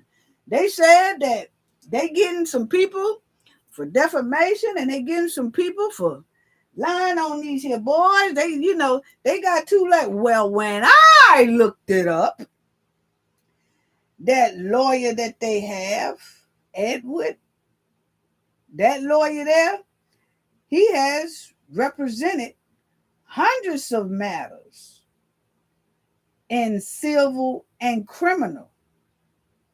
Okay? He has represented civil and criminal clients in a wide variety of high state matters, both federal and state. And he'll do some defamation stuff. But if you look on those their lawyers' page, it started off promoting criminal lawyer. That's just what it got. Okay? So you get one lawyer for the price. You get that one lawyer that knows how to do two things for the price of one. That's what it's given. Because the lawyers, both lawyers, that other one, that Jay Tyler, is a criminal justice lawyer in Pascagoula, Mississippi. And his partner of the law firm became a circuit judge in 2022. And then Tyler took over the firm. So that first lawyer is a criminal justice lawyer. Really don't say a whole lot about defamation, but that's what they told the public everything was supposed to be about. And that's all well, fine and good, because a lot of lawyers know how to do different things. But my thing is the bulk of what the lawyers do is criminal defense, okay? But my thing is with the criminal justice, with this here lawyer, it says that Jay Tyler lawyer, he opened up his law firm with his partner. Okay? So he had a lawyer that was his partner inside of his law firm. And then that partner got elected to be circuit judge in 2022. So his partner is now circuit judge. And then that Tyler lawyer, he is running the law firm now, who is one of their lawyers. Wow. That's pretty dandy there, ain't it? Mm-hmm. Yeah. So one of the lawyers, law firm partner, is now a circuit judge. Wow. So, but, hey, I was just looking at, when they were saying that they're going after people for defamation and they're going after people with this. And I'm going to tell you like this, people get sued for defamation a lot and all that stuff. But I'm going to tell you, when you do that, and if somebody countersue, please know that some people who countersue will make sure that you can prove they lie. Because they're going to want to know all the GPS records, all they lawyers now. Because don't get it twisted. A lot of people out here know real big dog lawyers too. Okay? Yeah, like the Brian Steele kind. Mm-hmm.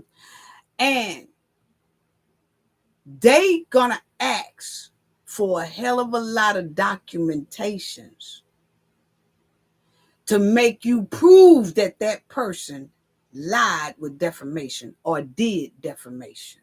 Because if anything comes out to be true, you got to drop that defamation stuff. Mm-hmm. Yeah. But it's some lawyers that do defamation and take defamation case and go against other defamation cases, they ask for a hell of a lot of receipts. And you better not say you don't have them or you can't find them. Yeah, because then y'all gonna have to dismiss that. I'm just saying. But anyway, I'm talking about bring out all the receipts. And you talking about you want to get down to the bottom of somebody's demise? Shit. Ask for all them receipts. Oh, you talking about defamation over here? Okay.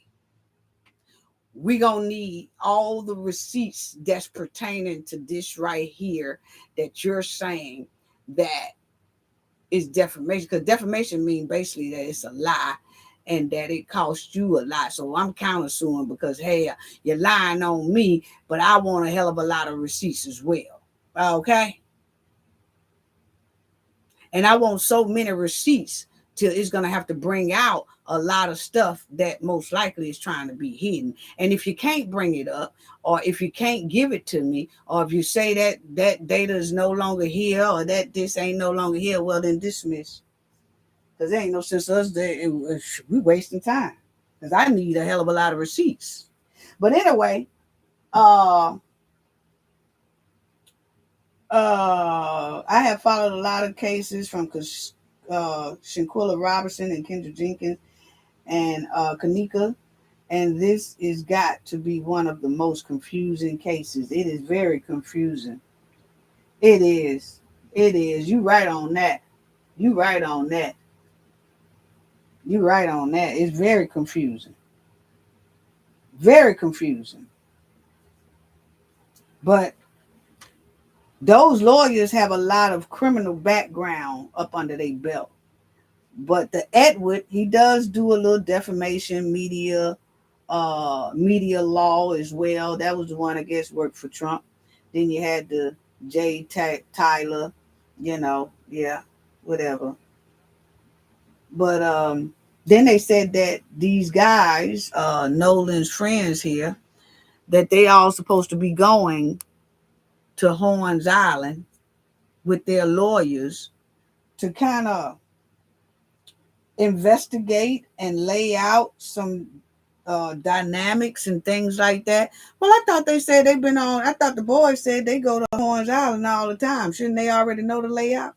But they say that the boys and their lawyers, this is what's in the news reports, is that Nolan's friends and their lawyers are going back to Horns Island and do some investigation and look at some dynamics and things around that island. But why? Wow. Very interesting. Very interesting. Are they preparing for something? Are they preparing for a case or what? I'm just asking a question. Very interesting. Wow. Okay. But I thought the boys know Horn Island like the back of their hands, because they the ones that said they be going to Horns Island all the time. And they know all about it. So let me tell y'all how people play in y'all face, or how people play in other people's face, okay? Is when, check this out. People are playing your face because they think you're something to play with, first of all, okay? And there is no way my sons, my daughters, none of them, it's no way their friends will be able to set up any type of fundraiser or any type of fundraising account with my sons or loved one names on it. If I ain't doing it, y'all need to use his name. If I'm not doing it for my son with my son name, then I don't need his friends using my son name for them to raise money off my son back. Oh no. See, that's what I'm talking about people playing in your face. Okay. That's when my lawyer would have been stopped that. Ain't no way if my sons, something happened and I got me an account up, and then his friends use his name on the account. No, dog. We're gonna have to go to court just for that. You cannot use unless I give you permission. You have to come up with another name. But my son's name, nah, dog. That ain't gonna see. That's how people play in your face. That's how people play in your face. But you would definitely have to get permission to put my son's name on any type of collecting money benefit on your behalf, but with my son's name as the forefront. So what, both of us got stuff up with my son's name on it? No, dog. But see, that's how people play in your face. And you know, I'm just saying, I would have to give you my permission and my blessings to do that. Hey, can I put up some type of fundraising thing in your son's name? And I can either give you my permission or my blessings, or I could say, no, dog, find another name. Use your own name. And then just tell what you need it for. But you don't need to add my son's name on that. Especially if I'm executor of my son's estate. No, dog. That's how people play in your face, family. So, yeah, family, don't y'all let people play in your face like that. Don't y'all let people play in your face like that. Always remember that. If you got something up for your child and you using your child's name, and then somebody else gonna play in your face and they're gonna put your child's name on their stuff. Don't let nobody play that. No. You supposed to ran down to the lawyer's office barefooted. Ain't even got time to put on no shoes or socks or none of that. Just jump in the car. Just jump in the car and get to your lawyer's office. It's no way. But anyway, you know, some people do it. Yeah. But anyway, anybody want any more questions before I get up out of here? Love y'all, sending loves and hugs. Just want to talk about that. I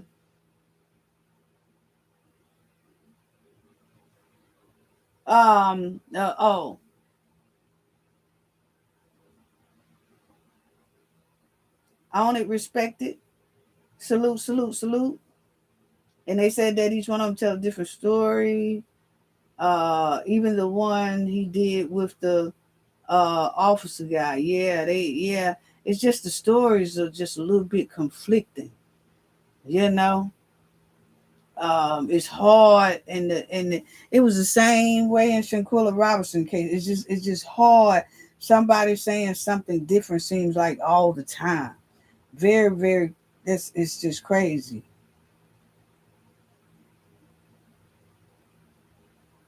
It's just crazy. Anybody else got any more questions before I get up out of here? Can a cease and desist order be issued? Sylvia Lining. You know what? It just depends on a cease and desist order be issued. I guess that can be issued in another type way, you know what I'm saying? Like if somebody feel like they're being harassed or something like that, you can send in cease and desist. But when somebody opens up some type of fundraising thing on your kid behalf and things like that, that's went past cease and desist. That went past cease and desist. Yeah, because actually, you know, I would have my lawyer. I'm just talking about me now. I'm just talking about me. If it was me, you know, I would have my lawyer chasing down whatever in that account goes inside my account, because you're using my son's name without authorization, or either they have to take it down. That's if it was mine now, my son. Okay?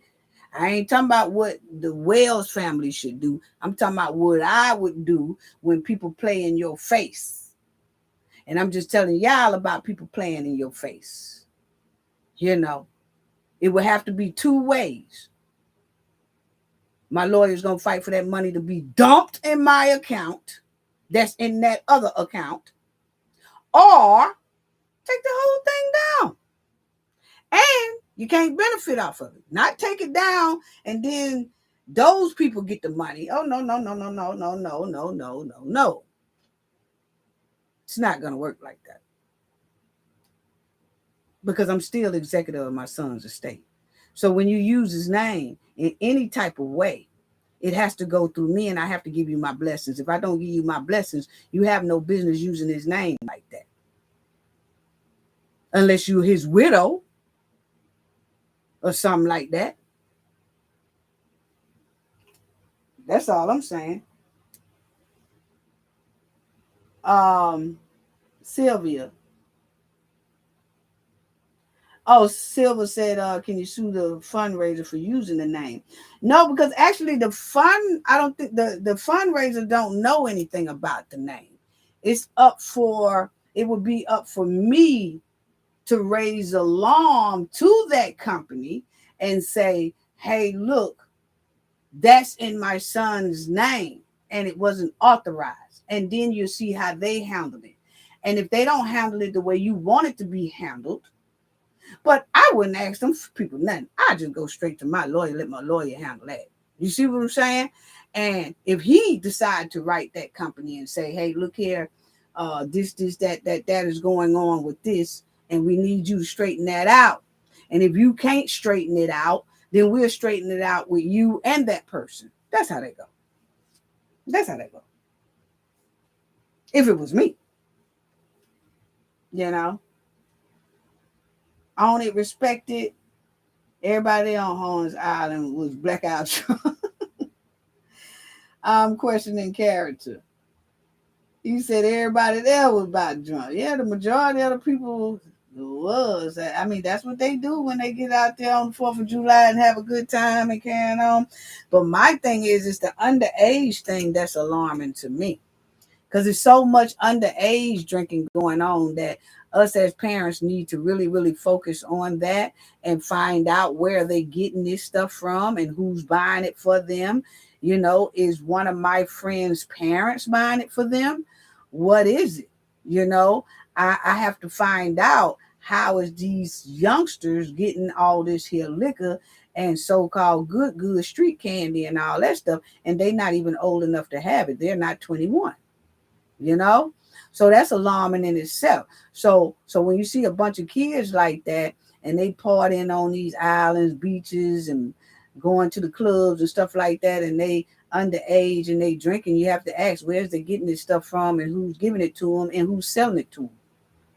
You know, who got it for them? You know, because it's a trend that is definitely happening. So if you're doing it out here on a boat where it's supposed to be real responsibility, and that's not a place, you got to have somebody sober on that water conducting that boat. So if you're doing it like that, then that tell me y'all doing it in school and everywhere else. You know, underage. That's the alarming part. You know, it's a lot of people that's getting tipsy out there on Horns Island and all over the beaches and they everywhere else throughout the United States. They getting tipsy and having a good time, but they are of age. But then you have, and we're seeing that there is a lot of youngsters who are not of age and they getting just towed down. How they getting this liquor? How they getting this street candy? Who giving it to them? And like I said, if my kids are hanging around some friends that's getting loaded like that, oh no, dog. Oh no, dog. You ain't hanging with that. You ain't hanging with that. First of all, who's selling it to them? Is their mom or their dad buying it for them? I don't know how it go, but you better not be caught around them no more. You know? But, hey, that's the big question. That's the big question. Because old boy sitting there having an interview like it's all good. He's like, I was a little tipsy, you know. We all getting a little tipsy. We was drunk, we were, we was drinking, and they act like this is normal. What? Y'all doing what? Y'all act like y'all 25. They said none of y'all over 21. But y'all talking like y'all just showing up grown men. Wow. Silver Liner said, miss you. This case made me recognize the... Yes. Well, I miss y'all too. And I'll be talking to y'all soon. I got a lot on my plate here lately, family. So I really haven't been able to release a lot of videos like I want to and things like that. But, y'all just bear with me. I have a lot on my plate. But anyway, sending loves and hugs to you all. I miss you all. I'll take a couple of more questions, and I'm going to have to sign up out of here, family. Love y'all, and y'all have a wonderful weekend. Y'all have a wonderful weekend, family. Yes. Love y'all, family. Sending loves and hugs. Yep, sending loves and hugs to you all.